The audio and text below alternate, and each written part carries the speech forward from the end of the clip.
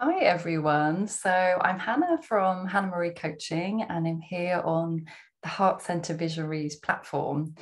And I'm really excited because I'm actually doing a series talking to other highly sensitive women and empaths in business to really share their journey with this, because I know myself it's been a kind of wild roller coaster of emotions and kind of finding out how to work with our sensitivity in business.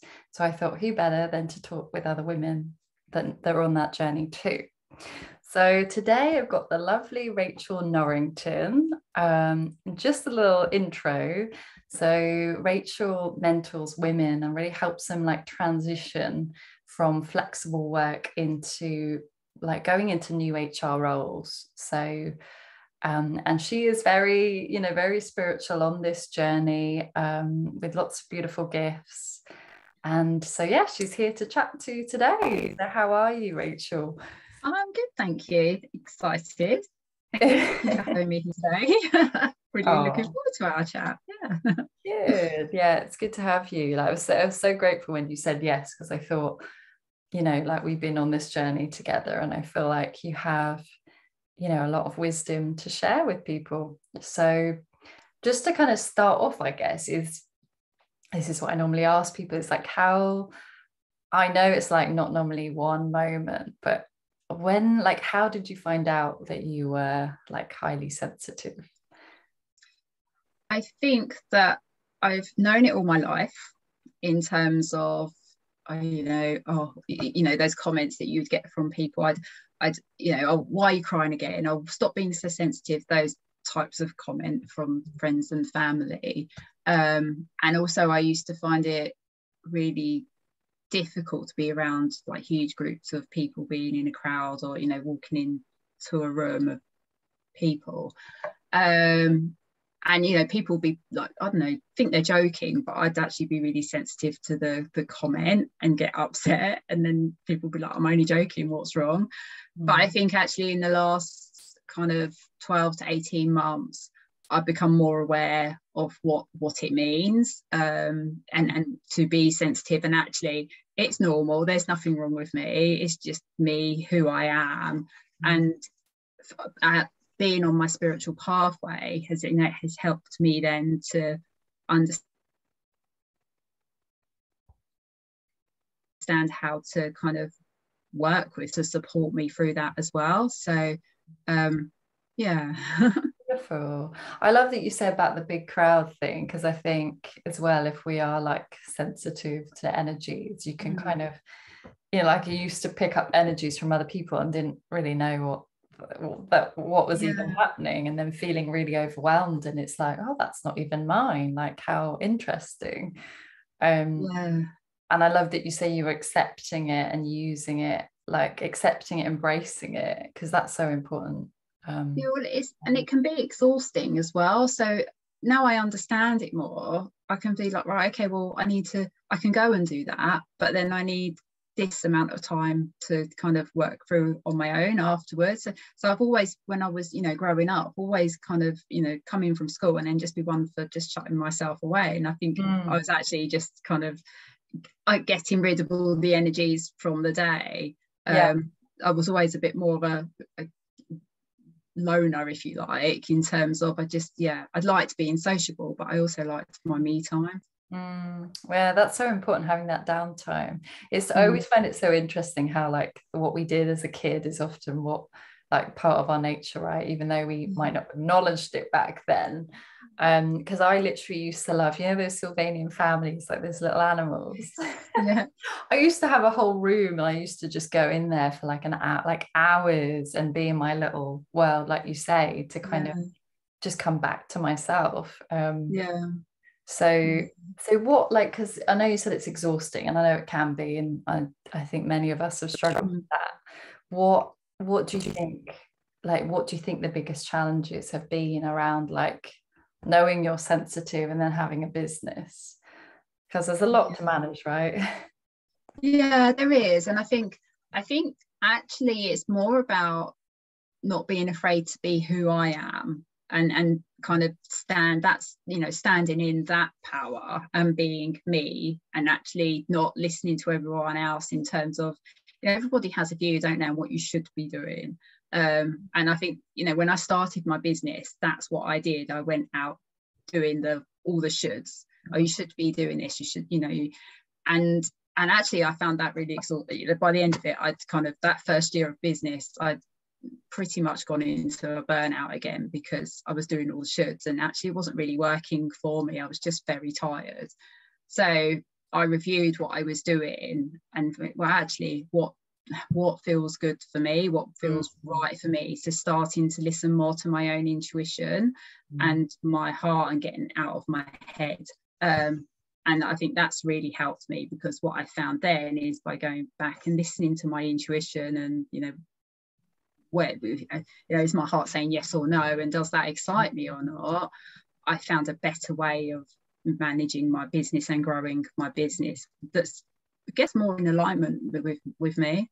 I love that. I love it, because I feel like I know you pretty well now, and I feel like you kind of have shifted so much into that feel, like you said, not doing the shoulds, and like shifting into that, like what feels good from your heart space, what lights you up, because then we can have more energy, right, for the things you love to do, which is important if we're sensitive. Yes.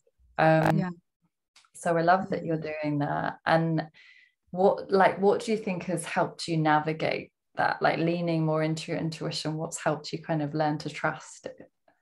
I think it has been the kind of working with you as my coach, and I've had other coaches as well that I've been working with along the way, and it all been kind of helping me to lean into my intuition, and keeping journaling has been really good for me, because then I can see what's working for me and what's been successful and what maybe hasn't been.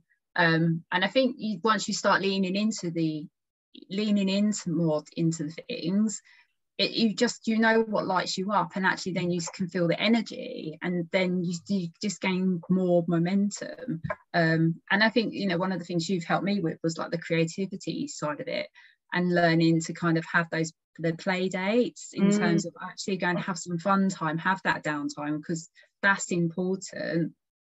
Because you are your business. So if you haven't got that energy and you're not having fun, then your business isn't going to be much fun either. I love that. So I thought of you yesterday, actually, because we were out for the day, and my younger son wanted to go on the seesaw, so we were on the seesaw, and I was like, oh, Hannah will love this. Oh, that's so lovely. See, that's such a great because you've kept doing that inner work and showing up and committing. And it is a journey, right? And I think that's why I love reminding people about play dates, because it is, it connects us with that joy, like you said. And if we're not having fun in our business, then people feel that, right? They're not drawn to us. And I've really seen a shift that you're definitely more like trusting of yourself. And like, I remember the times where you tell me like, oh, some client has come out the blue and booked in, and I'm like, there we go. Yes. You're putting yourself first. And I think that's such a key piece for us, is self-nourishment, right? Is that what do we need right now? Because we are our business, as you said. And if we do the shoulds, we just end up drained, I think, as sensitive women. Yeah, exactly. And I think it's just I think particularly with my background, coming from a corporate world where it's very masculine, and that energy of you're constantly being judged on your performance, and being told that you have to do things in a certain way to be successful, and if you want this next promotion, then this is what you have to do. And so I think the biggest shift for me has been coming out of that corporate world, and then relearning and refinding myself, because I didn't know who I was after you become so just kind of then learning to actually, if I do things my way and this way, it is all possible. I can still be successful. It's just I'm doing it in a different way now. I love that, because what I keep hearing, and I remember from you, is that corporate world is sort of more masculine, and it's kind of more pushing, and obviously we need the masculine and the feminine, but I think particularly if we are you know, empathetic and in tune with energies, then if we lean into that feminine, that more being in flow, being in that receptive energy, then things feel so much easier, right? We don't have to kind of force things into being. I mean, I used to do it a lot. Like as a Capricorn, I love to control things. I used to find that surrender really hard of like, okay, I have to work 9 till 5. Yeah. And actually what I've learned is that doesn't work for me. It might work for somebody else. But I think as we are women and connected with our sensitivity is like, what do I need in each moment? And how can I give that to myself? Yes. Yeah. Is so important. So like, I know this, what out like have there been Sammy's come moments? To join. Sorry. Oh, that's okay. The cat's come to say hello. Oh, see, the cat feels the energy. I love it. Yeah, he does. And also, so like, do you think there's also been experiences that have helped you trust your intuition more?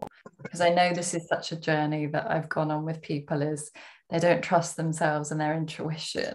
But do you feel like there's any experiences that you'd like to share that kind of have helped you trust in yourself more?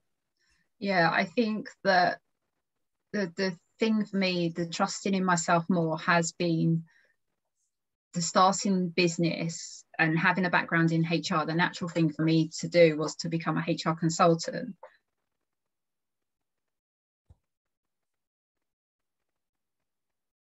To me, were women who are working in HR, working flexibly. I guess it's, you know, that they always say as a coach that it's that mirror image of the, but what it made me realize was that actually, you know, I do have something to offer in terms of my experience and my insights and my skill set.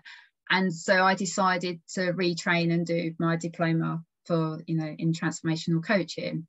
And I think and doing that was like a real light bulb moment for me, because I think the biggest thing was growing up, it was, oh, you've got to have a good education, you've got to go and get a good job, you've got to do this and you've got to do that. So I did all of that and followed that pathway. And then I kind of had that moment one day where I was like, well, actually, yes, hey, you know, I love my work, but I want to do something different. But I don't want to be in HR for the rest of my life. And so actually retraining and to become a coach just gave me the confidence, and then seeing that people actually wanted to work with me as a coach, that's just a massive confidence boost, because then actually I feel like I'm now helping others and making a difference in a different way, and I love that.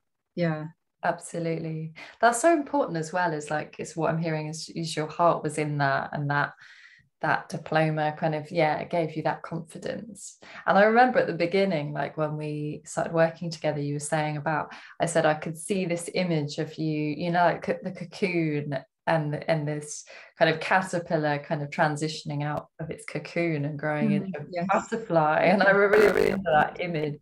So it's beautiful to see that you're now trusting that more. And I think it is a journey, right? It's not this is X, Y, and Z, to trusting your intuition. Yeah, definitely. And I think it's recognizing that you do need to let go. Like I had this rigid plan of this is what I had a bit, I guess I had an epiphany or download. I did a mindset boot camp, and I came back the next morning and I kind of mind mapped my whole kind of like what I can see for the future and what I want things to look like. But then it's letting go of that how, because I was like, wow, I just can't, how's that, like, you know, how to get to that, how do I make that happen? But actually it's just by letting go and just taking those small steps and just trusting your intuition and taking the opportunities. I love that. Letting go of the how, because we as humans get so stuck into the how. But actually, if we are sensitive, that is our superpower, right? So if we are intuition, I think that's the only way really, as heart-led women in business, is the only way to really move forward, right? Because I've definitely done things where my heart's not in it and it just leaves me feeling drained and exhausted. And then that doesn't help our energy management, right? And also I remember as well, like I remember, like, you know, you learning that you've got a lot of this Venusian energy, so it's very without getting in, but it is very about that feminine energy and leaning into, okay, what brings me peace, and what can I do to be in flow. So how have you, like, what are your tools now? I know you've got many, but what things do you use to help you manage your energy? Yeah, I think, I do. There's a number of things that I use now to manage my energy. I think one of them is just being really aware of kind of looking at the week ahead and what activities have I got planned. I'm much better now at planning, whereas before I used to cram everything in and not give myself any time. Whereas now, at lunchtime, I'll walk away from the laptop, and whilst the weather's nice, I go and sit in the garden and I'll have my lunch in the garden and just reground my energy and give myself that time. So I spend a lot more time in nature, and going for walks and just getting out and about. So and I find that really helps me. And I know you talk about it a lot, but choosing kind of that one thing that you feel you can achieve that day. So now I do have a to-do list, which, we all have to-do lists and they're never ending, but I'll look at it and I'll say, okay, what do I need to achieve today, and we'll feel good about it, and I'll highlight that so that I know that's the one thing I want to achieve. And actually that really helps me, because then I think, well, okay, if I don't do any of the rest, that's fine, because that's, it will get done eventually, but these are the things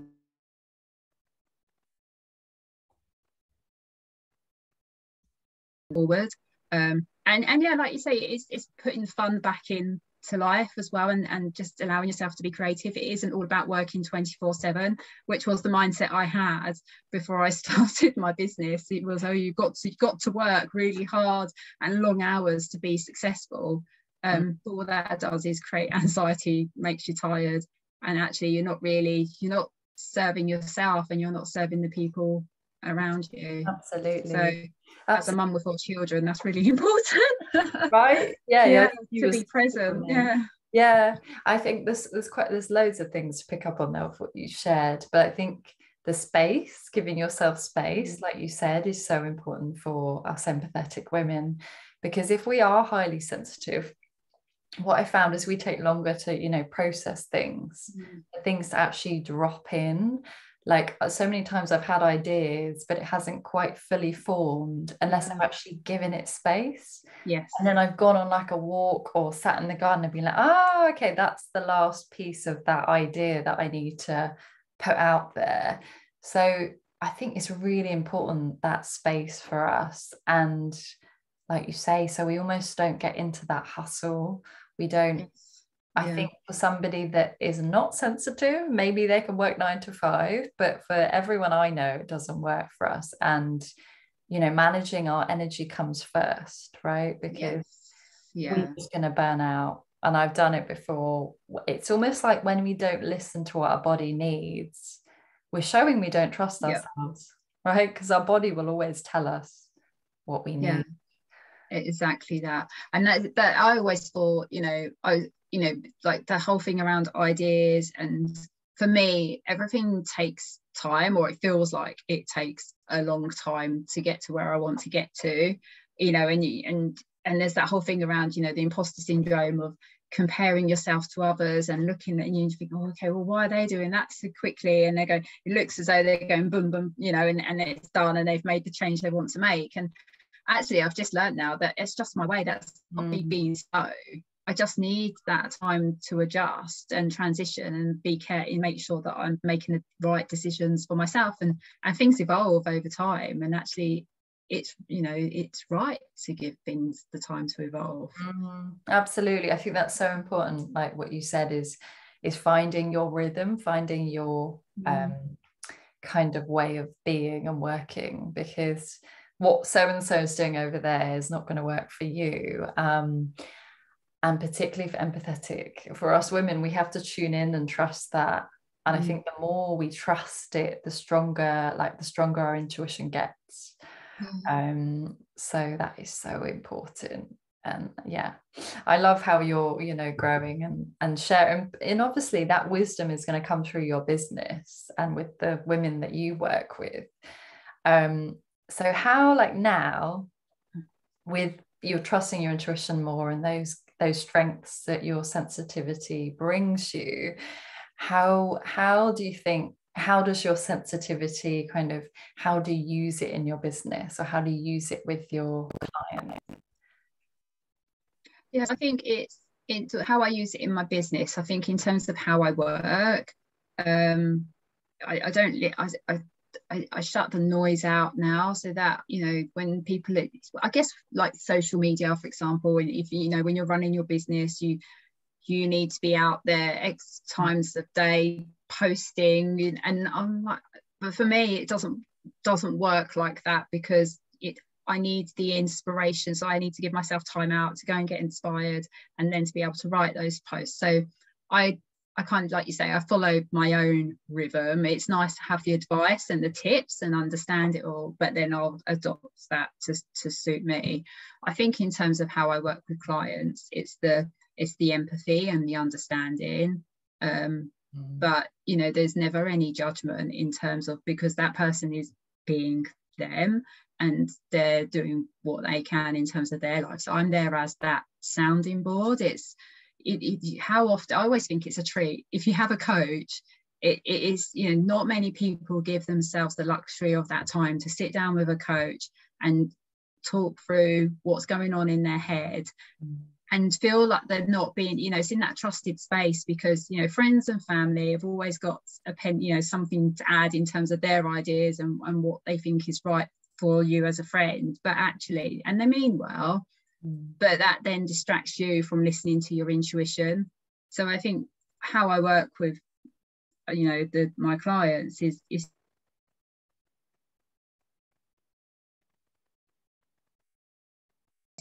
and listen to their intuition and what feels right, with me as a prompt to say, you know, to ask the right coaching question at the time. But actually internally, everybody has their own, knows what they want and their answers.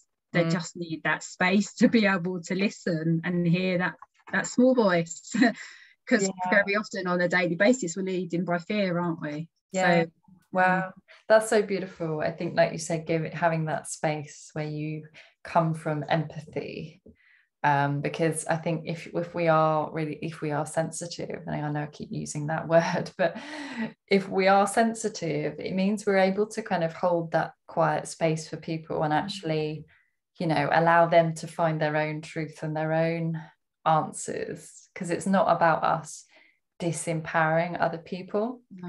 But I think really, as mentors and coaching, any kind of healing work we do is like we're helping reflect that back to them.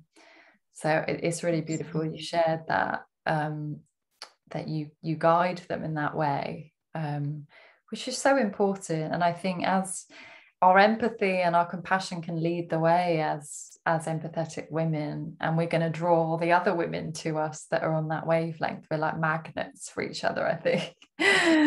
Stronger together, definitely. Yeah. So lastly, to leave like on, because you've got, you know, you shared lots of wisdom, and thank you for, you know, sharing your challenges and being vulnerable.